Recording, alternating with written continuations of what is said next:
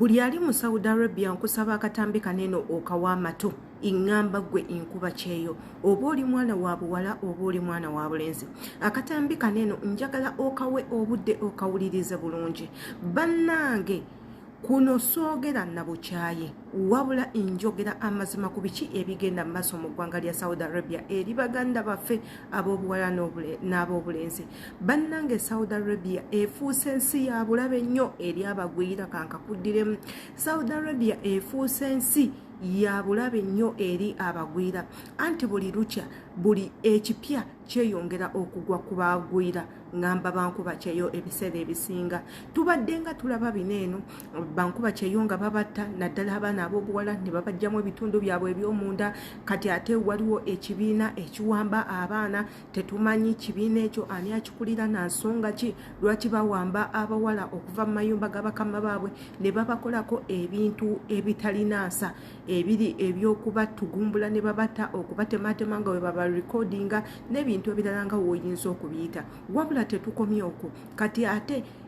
baganda baffe Abannayuganda abaana ab'obuwala n'ab'obulenzi bakakwata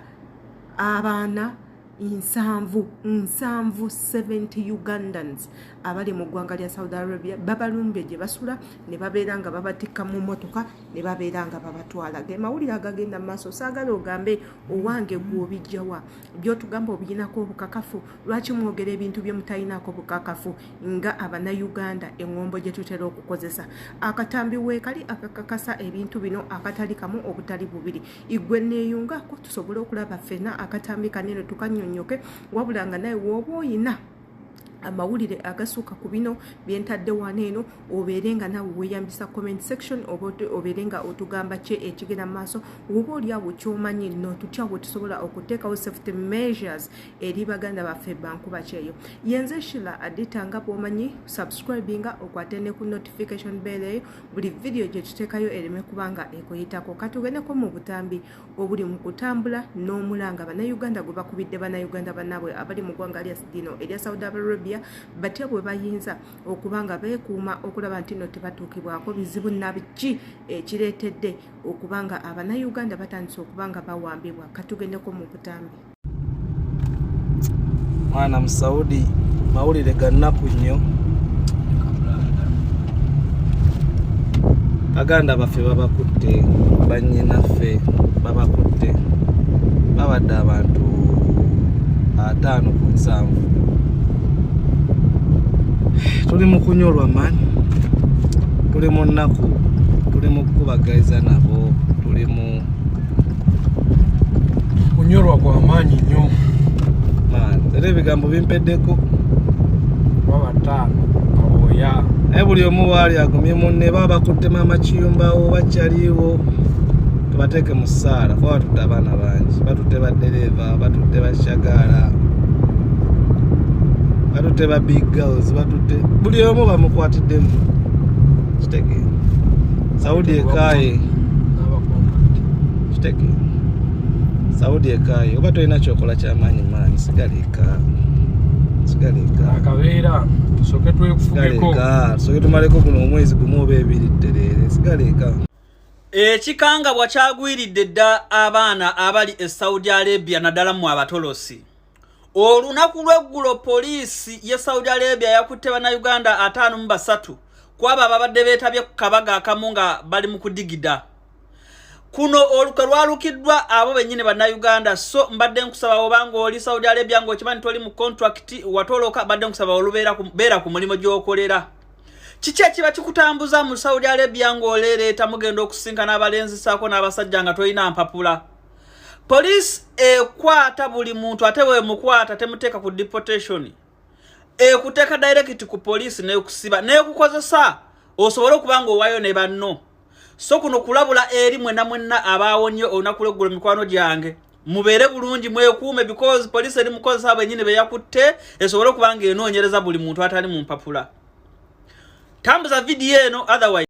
eyo nno information gye tuyina essaawa zino eno wabula nga si ye yekka oyo omwami avuddeyo n'ayogera ku nsonga zino. Ensonga zino eno zitandise okuva wiiki ewedde ng'era amawulire gajja gasakulatinga nga bannayuganda batandise okubulawo bwe batyo naddala bano eno abasula mu accommodations, abalala nga baba mu nnyumba z'abakama baabwe, abalala nga bamaama biyumba. Bwe tugamba bamaama biyumba mubamanyi abawala abalina abapangisa amayumba okuyambako bannayuganda bannaabwe abali ku makubo abataayayateekako n'abo abali mu mbeera embi nga batulugunyizibwa eri bakama baabwe nga babayambako okubajja mu bakama baabwe bo ne bababudamya ne babafunira n'emirimu. Beebo nno bamaama biyumba. Wabula ng'ate okukwatibwa tekuliimu bawala bokka, mulimu n'abalenzi bangi nnyo abakwatiddwa ng'era kigambibwa nti nno poliisi ebasazeeko n'ebeera nga ebayoola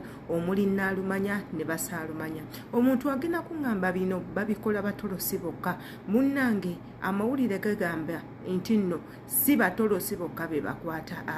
wabula n'omuze gw'okusanga abannayuganda abakirinzeeko mu kafo akamu kaŋŋamba obanga ku beach nga bali awo beetuulidde byabwe, bali mu restaurant batudde byabwe, bagenze kusamba kapiira, bagenze mu bifo bisanyukibwamu kaŋŋambe nga mall, naye nga bawerako ng'akabinja. Munnange poliisi amangu ago ebatuuseeko n'ebeera nga ebasalako. Tetunnaba kumanya kituufu mazima lwaki abantu baneeno babeera bakwatibwa naddala abannayuganda, kuba nze mmanyi nti nno abaana ab'obulenzi nabo bayitira mu kampuni, ate nga abaana ab'obulenzi bo bayina eddembe lyabwe lyonna ery'obwebange okutambula nga bwe baagala, kubanga bo amateeka tegabazibika nnyo,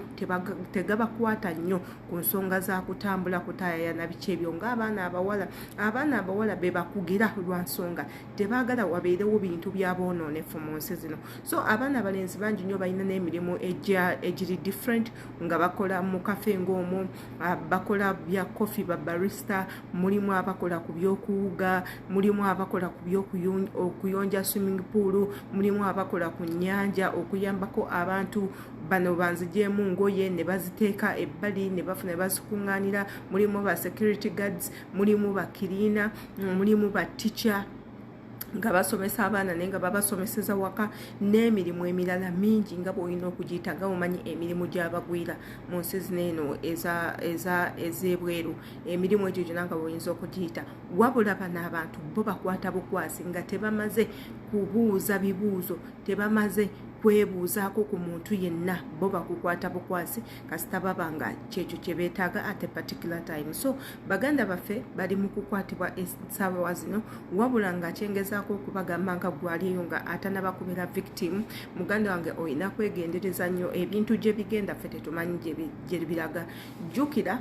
Bannayuganda batandise okuba nga batusongamu enwe oluvannyuma lwa incident ezizze nga zibeerawo naddala mu kigambo ky'okulwanirira eddembe ly'abankubakyeyo bannaffe nga Saga Yaliima yeeyo nno eyasooka okutrendinga ne trendinga nnyo n'emala akadde akanene ng'etrendinga netuuka ne ku TVs ne radio stations ezaali neggwanga. So abantu bano eno bagenda okukiraba nti abakozi bano tubakozesa naye baazibuka amaaso. Bwe babanga batandise okwemulugunya ku bye tubakola, awo ani boosi ataani mukozi, ne balowooza nti nno bwe tuvaayo ne twogera ku bintu bye batukola tuba tubagjeeko amaanyi gaabwe ng'abakozi, iffe tulina kubeerawo tukolebwe ebyo byonna bye baagala kubanga ffe tuli bakozi. So ne bavaayo nabo ne batandika okuba nga batutulugunya mu mbeera emu oba endala mu kasirise ng'ebintu ebyo byonna bw'obiraba. Era ng'essira baaliteekako nti abaana bangi nnyo bajja eno ne badduka mu mayumba gaffe ne batuleetera ebizibu, mutukkirize tutandike nga obbawenja yonna gye bali. Ndowooza kati batandise, wabula akatambi kaneeno sikataddewo lwa mpalana oba lwa head, nedda nsaba mwetekeko obukumi ate era mwegendereze. Yenze Shula Adita, bw'oba subscribe nze kijja tukola bulungi nnyo, kwata ne kade ate era commenting. See you in my next video.